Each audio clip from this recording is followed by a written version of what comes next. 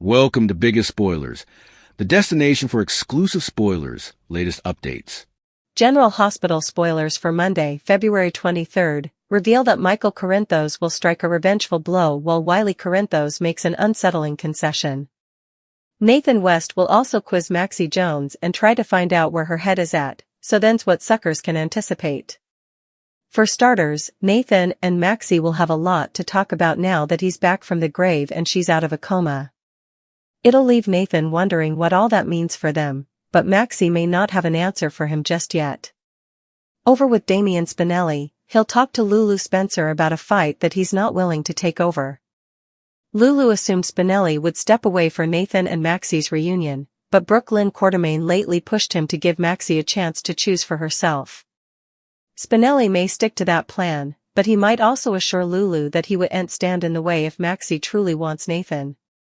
At Willow Kane's place, Wiley will look worried as he admits he doesn't like it there.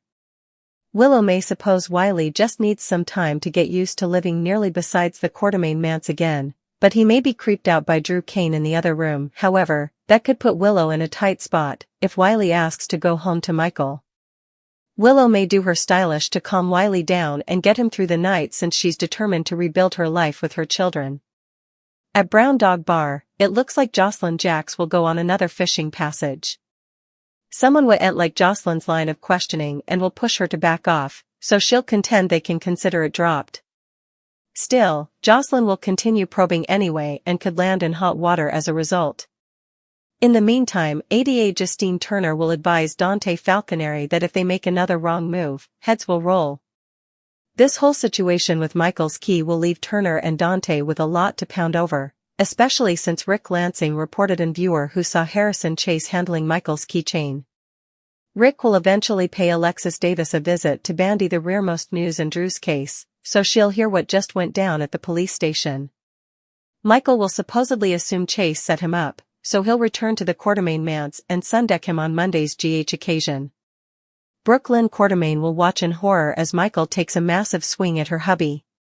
General Hospital spoilers say Chase will have some explaining to do, so Brooklyn isn't going to like what she hears next. General Hospital spoilers are in for Monday, February 23rd, 2026. In the coming occasion, suckers can anticipate Maxie Jones to make her choice. Justine Turner issues a warning to Dante Falconeri. Plus, there's a vicious brawl at the Quartermain estate. Keep reading to find out what's coming up in the ABC cleaner opera Maxie Jones' Choice. Let's launch off with Maxie, who'll have an insolvable choice to make. The woman ran into Nathan West at his own grave. Now the lady will have to make a decision. Nathan asks, what does this mean for us? So, Maxie will have to give him an answer. Does she want to have a life with Nathan and their family again? Or is Maxie's future with Damian Spinelli? Actually, I prognosticate that she's going to stay with Spinelli. Damian Spinelli panics. Speaking of Spinelli, he has been freaking out hardcore. The man is assuming that Maxie is going to want her life with Nathan back. Still, that was so long agone. And so much has happened since also. Both Maxie and Nathan are different people now. So, it seems that Spinelli is scarifying unnecessarily. I can't see Maxie hurting him like that. In Monday's occasion, Spinelli opens up to Lulu Spencer. The man says that it's not a fight he's willing to take over. Wiley Corinthos' confession. General Hospital spoilers for the coming occasion reveal that Willow Tate Kane gets her son to open up. Still, what will Willow do when Wiley Corinthos says he doesn't like staying at the house? Justine Turner's warning. Over at the police station, Michael Corinthos is going to be questioned about Drew Kane's firing. Still, they can't risk another wrong turn, which is what Turner explains to Dante. Jocelyn Jacks' agreement. Eventually, Jocelyn Jacks makes an agreement. The Golden says she'll drop it. Which plot are you looking forward to seeing the most on Monday, February 23rd, 2026? Partake your studies in the comment section below. A General Hospital leak said that Peter August is indeed alive and is back from the dead, just like his two siblings are. The leaker also said Valentine Cassadine has known all along that Peter is alive. Plus, we may have a look-alike ringer twist. Away from these tidbits, details were veritably spare, but I've got some ideas to talk to you about. I want to dive into how this Peter return might be grounded on another part of the leak.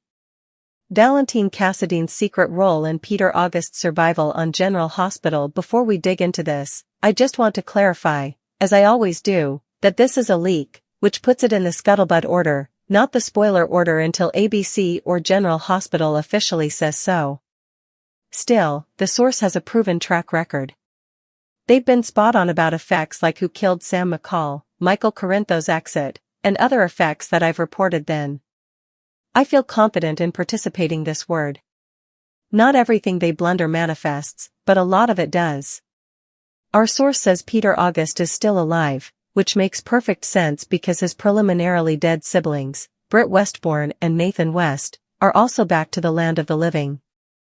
Indeed, more importantly, the leaker also said Valentine knows Peter is still alive. Supposedly, Valentine is sitting on some other secrets as well, which is cryptic.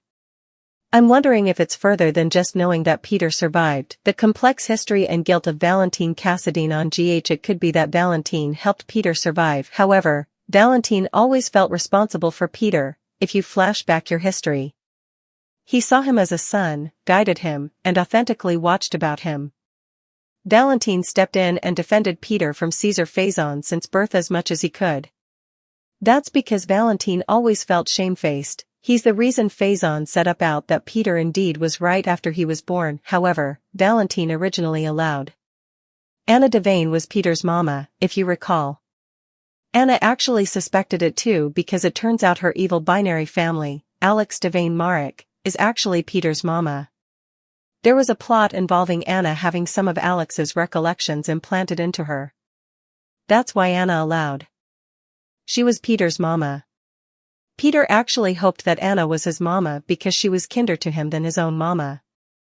Saying the death of Peter August in Switzerland. Valentine was involved in Peter's life enough much since he was born and has always been defensive of him. I suspect that Valentine would do whatever he could have done to help Peter survive that incident and keep him hidden down from all those people who rejoiced that he was dead, including Anna, the woman Valentine loves.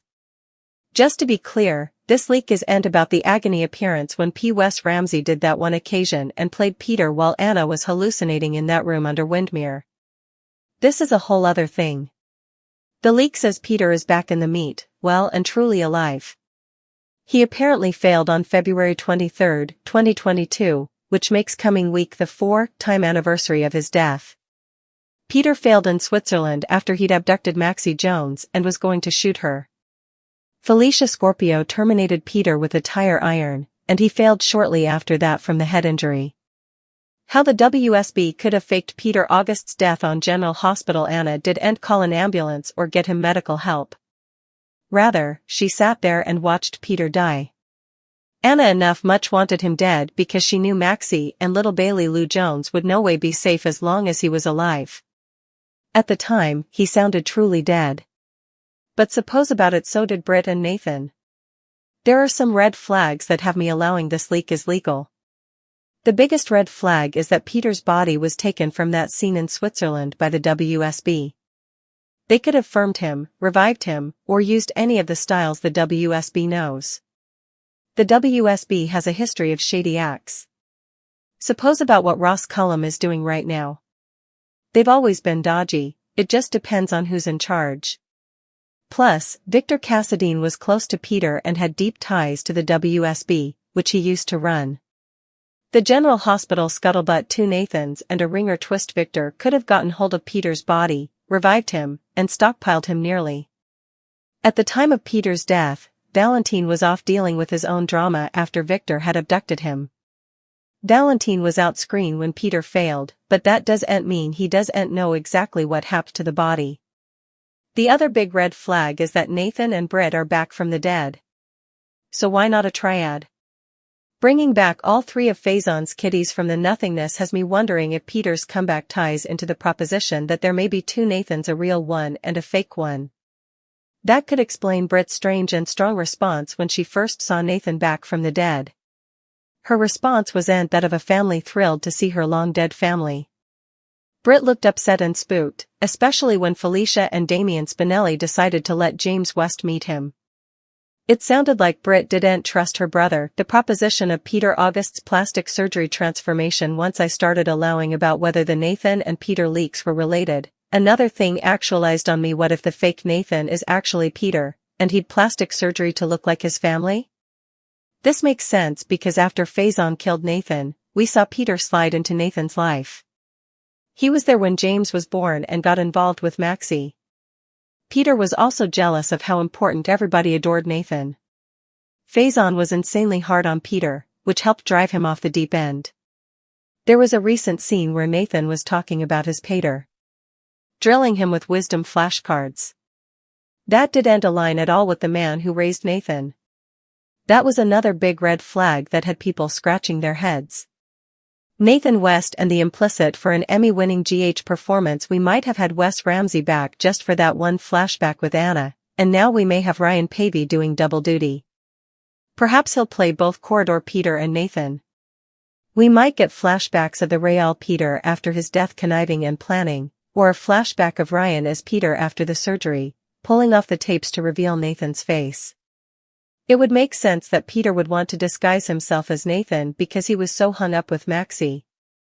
Nathan was the great love of Maxie's life, and she indeed told Peter that she only settled for him because he was the closest thing to Nathan. This interpretation of him who's crushing on Lulu Spencer might be the real Nathan. But if there's an alternate Nathan who's actually Peter, he might try to change places with the real Nathan to be with Maxie. I suppose it would be really cool if this leak turns into a spoiler. On the explosive Monday, February 23 episode of General Hospital, Port Charles doesn't just stir with drama, it feels as if the entire town is being plunged into a fiery reckoning. Old wounds rip open. The dead walk again. Loyalties splinter. And at the heart of it all stands Michael Corinthos, a man who has endured suspicion, betrayal, and mounting pressure for far too long. What unfolds feels less like an ordinary day in town and more like a symbolic baptism, each character tested by truth, temptation, and the consequences of their choices. The emotional storm begins with resurrection and revelation. Nathan West, once mourned and buried, stands very much alive, forcing Maxie Jones to confront the impossible. She had grieved him. She had tried to move on. She had built something steady and safe with Damian Spinelli. But how does a woman reconcile the past and present when the past suddenly breathes again? Nathan's question hangs heavy in the air. What does this mean for us? Maxie is shaken to her core. Waking from a coma only to find the father of her child alive again feels surreal, almost cruel in its timing. Nathan isn't just an ex, he's the great love story she thought was stolen from her forever. Yet years have passed. Pain has reshaped them both. She can't offer him a clear answer, not yet.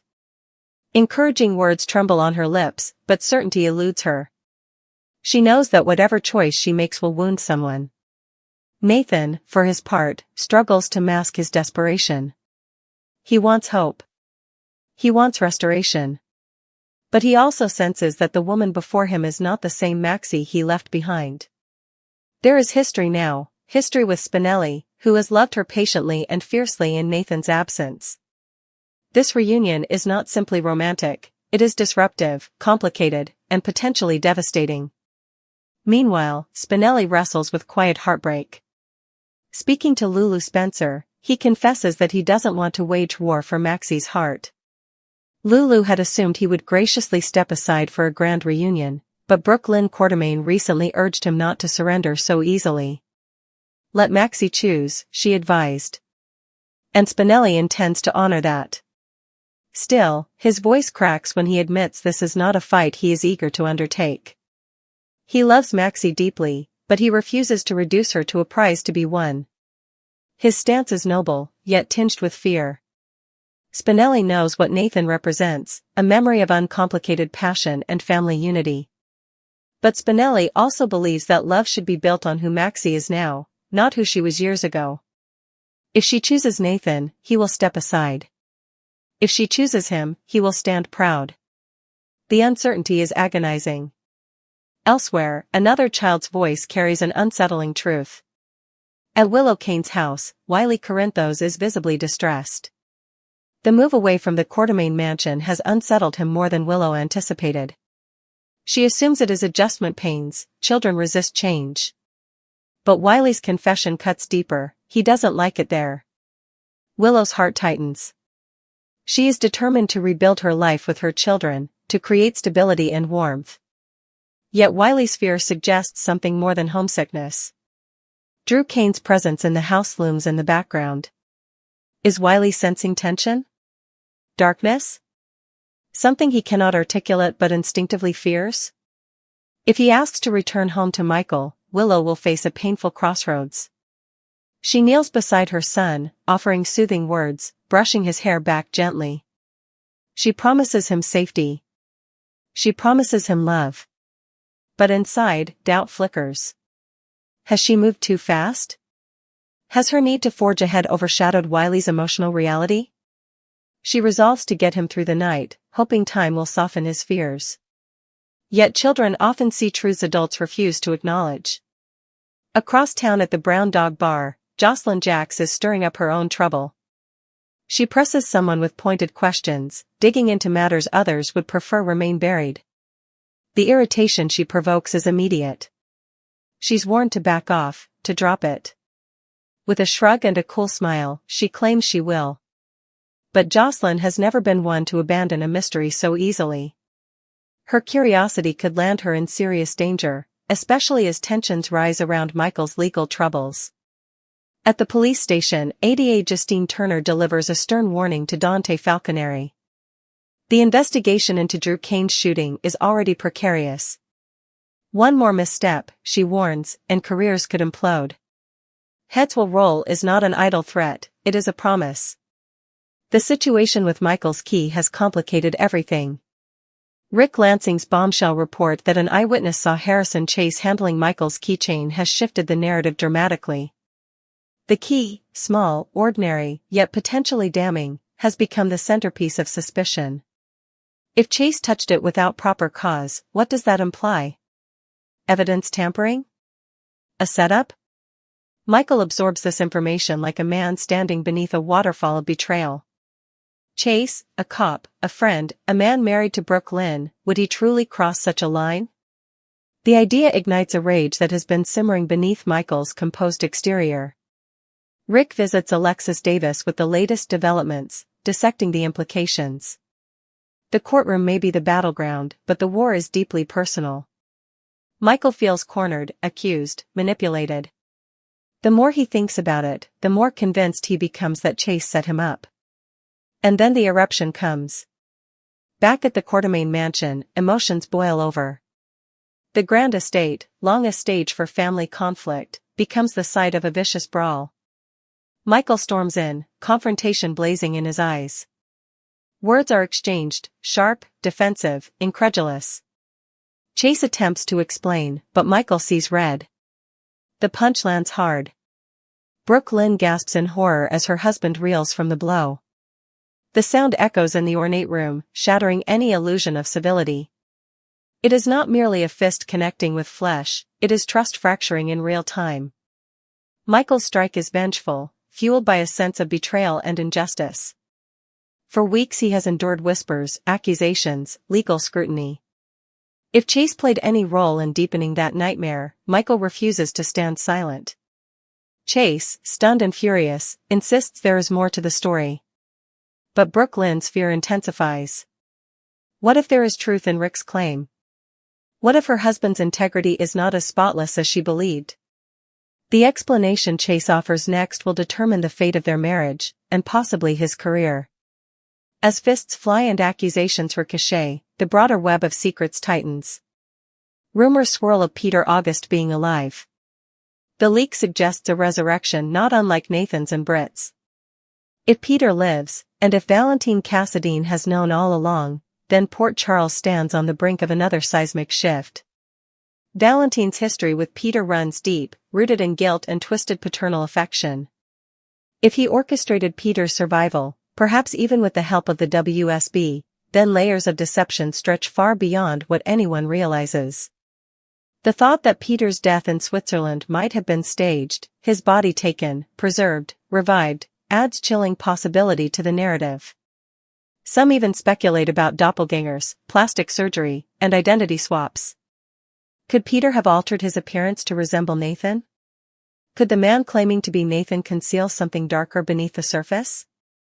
Brit's uneasy reaction upon seeing her brother alive again has fueled these suspicions. Her expression was not pure joy, it was wary, guarded, almost fearful. If two Nathans exist, one real, one masquerading, then Maxie's choice becomes even more perilous. Love could blind her to danger. Or it could save her from repeating past mistakes. Through it all, Monday's episode unfolds like a trial by fire. Maxie must choose between past and present. Spinelli must brace for heartbreak.